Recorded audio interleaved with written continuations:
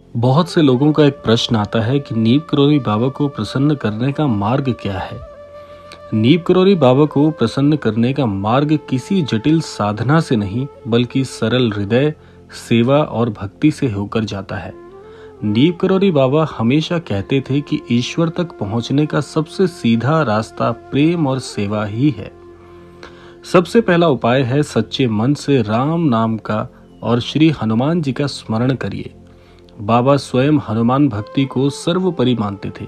प्रतिदिन हनुमान चालीसा का पाठ करने से मन शुद्ध होता है और बाबा की कृपा स्वतः मिलती है। दूसरा मार्ग है निस्वार्थ सेवा। बाबा को अत्यंत प्रिय थी।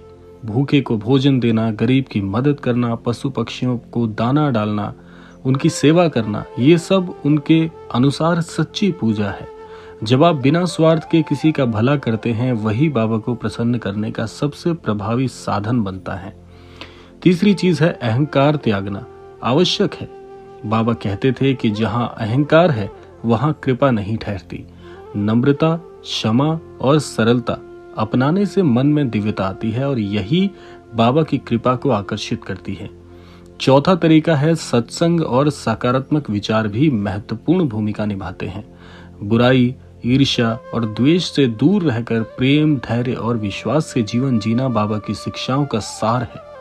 और अंत में सबसे बड़ा उपाय है पूर्ण विश्वास। जब आप दिल से मानते हैं कि बाबा आपके साथ हैं और हर परिस्थिति में उनका मार्गदर्शन आपके साथ चल रहा है, तब उनकी कृपा स्वतः अनुभव होने लगती है।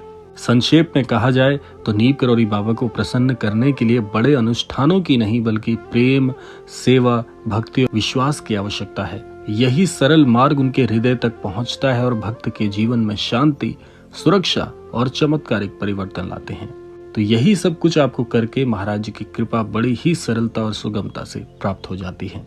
जय गुरुदेव।